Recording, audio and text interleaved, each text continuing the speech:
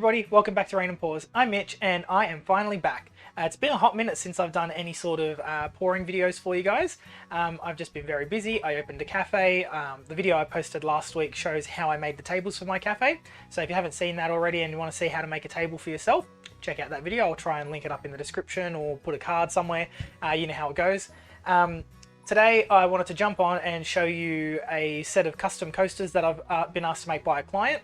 They wanted a pale pink color palette, so I'm going to do pale pinks as best I can, but I'm also going to be using a fluoro pink cell activator. So I'll take you down onto my tile and let's get started. Okay, so I've got my tile ready to go on my spinner and I am filming this upside down. So maybe I should flip this the right way. Give me one sec. There we go. How's that? That looks really strange. Okay, let's keep it this way so you can see better. Right, so on my tile here, I'm going to put down my white pillow paint. It's the British Paints Low Sheen Interior Walls and Wall Paint in white. And I'm going to show you the colors I'll be using for today's pour. So I have here a custom mixed pink color suggested by my good friend Lisa Marvin, which is this little piggy Latte, this little piggy Fairy Floss, and a little bit of this little piggy Supernova. And that's given me a really lovely pink color. It's a little similar to TLP Sequins, but it's very slightly different. It's a little more pink, a little more rich, a little more on the watermelon shade of tones. This color is Colourarte Sweet Pea from the Bling It line. I had some of this lying around from when I bought a whole heap when I started my pouring journey, so I thought I'd use it up. And the next color is this little piggy Venus, which is a really lovely pink color. I would say it's a little darker to the custom color that I mixed up, and it's got some really lovely warm tones to it. I have this little piggy Sequins, which you can see on that stir stick there. It's a really beautiful interference pink color. Next up I have Josonja Quinacridone Red, which when mixed up, for some reason it looks more like a pink color, which works perfectly for this color palette. And I've just mixed that up. That's a tube paint. And you can see the consistency there just flowing off the stick. I'll be using that. And this is my Fluorescent Opera Pink Cell Activator. And you can see my camera is having an absolute hell of a time trying to record that next to everything else. The fluorescent colors are just so bright, cameras just can't handle. So if you're looking to make a bright fluoro cell activator, you can either do that with the Liquitex Fluoro Opera Pink Gouache. And a gouache is a acrylic based paint, but it behaves like an oil paint in that it's got a longer open time. You can work with it a lot more slowly, and it's not going to dry up on you. And the other way you could make up a fluoro pink cell activator is by mixing gloss gel, Floetrol, and this little piggy Groovy. Lisa Marvin's got an amazing video on that. If I remember to link it, I'll chuck it up in one of the descriptions. Alright, so I'm going to put on some gloves and start pouring. Now, as usual, if you want to buy any of the pigments that I'm using in today's video, you can get those at fluid-art.co, as well as some of these little stir sticks, which are absolutely brilliant. I at first thought that they'd be a little bit flimsy and that they'd break too quickly, but mine have lasted a very long time and they're a lot more sturdy than I originally thought, so well worth the purchase. And depending on which country you are, you can get lots of other things like wooden rounds, mixing cups, all sorts of stuff, including your Australian Floetrol. If you'd like to learn how to do the bloom technique like I'm doing today, you can find the course at sheleeart.com.au. And if you use my discount code Sheleeart15mgrimer, you'll get 15% off the course. So as usual, all my links are in the description below. So let's get pouring. Now I haven't used my paints or mediums in a couple of months, so this is going to be interesting and we're going to find out how the first one goes. Now when you are pouring, your first tile is always going to be your tester. It's going to be a little bit weird. You're going to find weird stuff in there, like this massive bloop that came out. Always try to catch them early if you can. Now when you're doing a 4-inch tile, I like to cover 2/3 of the surface almost to the edges, and then we're going to put our colors on. So let's figure out which order we want to layer these. So I think I want to start off with my Quinacridone Red, and it is a little bit thick. To thin down thick paints, make up a mixture of Josonja gloss varnish and water, and you want to mix that up 3 parts Josonja to 1 part water. That's what we call the Jo-Wa mixture. Big Jo, little Wa, and if you're mixing that up by volume, 75 mils of the Josonja and 25 mils of water. That should be plenty. I just estimate, I don't do anything by ratios anymore. So I'm going to take my Quinacridone Red, place that down. Then I think I want a fair bit of this little piggy sequins to go through the base. So I'm going to put that just on there. And then I want my custom Latte Fairy Floss pink. I will then put Athena.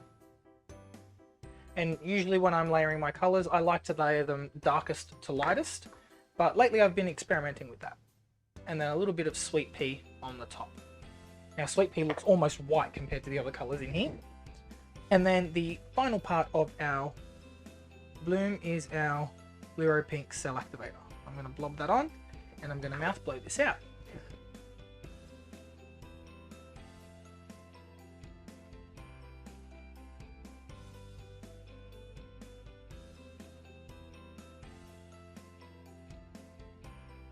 And that Fluoro Pink Cell Activator is absolutely amazing on top of this. The cells popped up straight away and I love it.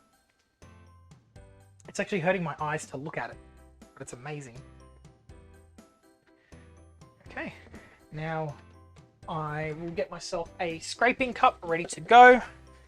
If you've seen my videos before, you'll know that I scrape my paints as I go, and that stops it from flying off onto my table and covering myself with paint in my entire studio.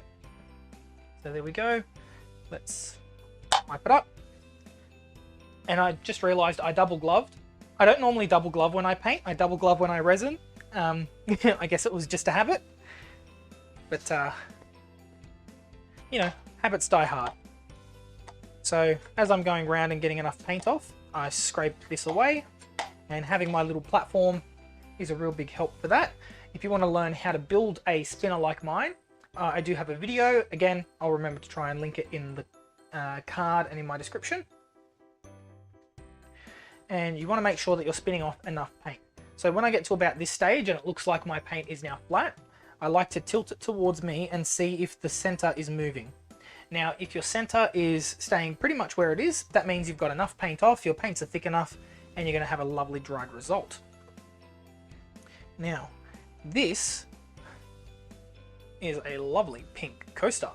Now, I'm not too sure if the Fluoro Pink Cell Activator is working with all of the other pinks. So I will see if I have a black Cell Activator, because I think the black will look really nice here. And I may even see if I have a white. So I will just quickly check if I have those mixed up, and if not, we'll mix one up together. Nothing in there. Now in my studio, I do have over 100 colors mixed up at any one time. It is a problem. I just like to have options.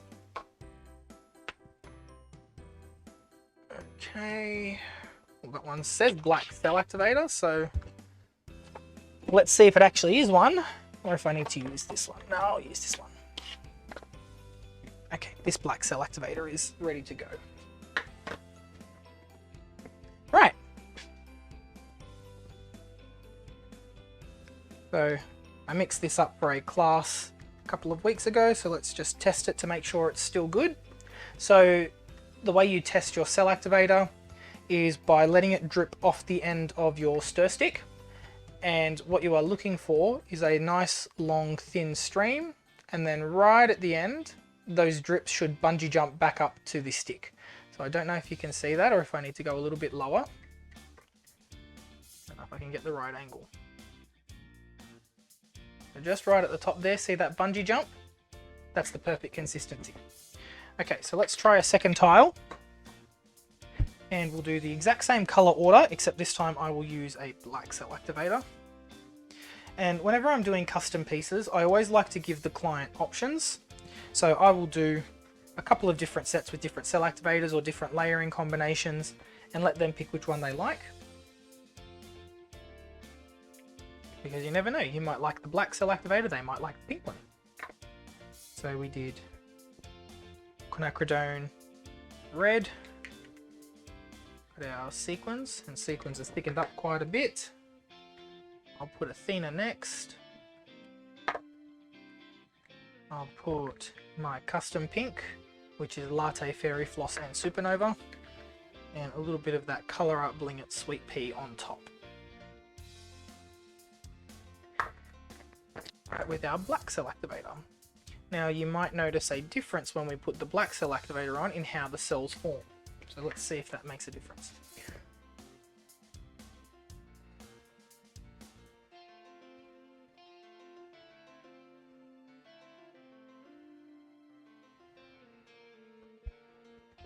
We've definitely got some really pretty cells, but they didn't form as quickly as what the fluoro pink did. I'm just going to give it a spin to even out everything on those edges. And let's scrape up the excess. As always, keeping your workspace clean, really important, guys. And spin it out. Now, I always talk about the mound that's left in the center of your workpiece, and you want to make sure that you scrape that up, otherwise you'll get wonky cells in the center of your work. So one of the videos I'm going to do next is about wonky cells. So once you've spun enough, make sure that the center isn't moving too much. And there we have a very different result to our fluoro pink. But it's got some really lovely shine and sparkle. The camera's just not picking it up. And I would say that's a lovely pale pink colour combo. So I'm going to speed through these. I hope you enjoy, and I'll make a full set. Editing Mitch here. Just wanted to jump in and let you know that I've sped this video up by about 800 times in editing, so you don't have to sit through the whole process but still get to see what I make. The entire length of this video was only 25 minutes, so in that time I made 8 coasters. I've explained what I've done, so it does take a little bit longer when you're trying to explain to people what you're doing. But yeah, 25 minutes to produce 8 coasters is pretty good, and you will eventually get quicker at it. The more you get into a rhythm and a flow and you sort of know where you're layering things, once you've got that down, you can get pretty quick at making coasters. So in a whole day, I think the most I've made is about 150 when I'm working with my partner. So yeah, you can definitely get quite good at it and produce enough in a day to have a good market stall. Alright guys, I'll let you enjoy the rest. Bye.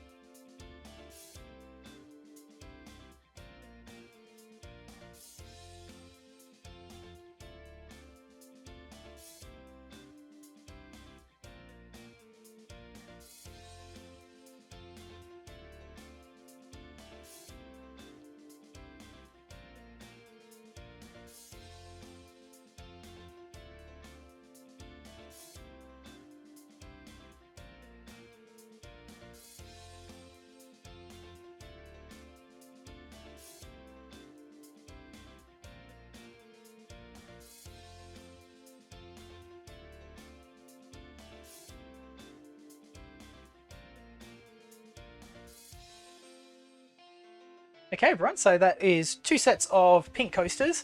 Now using the exact same colours, you get completely different results.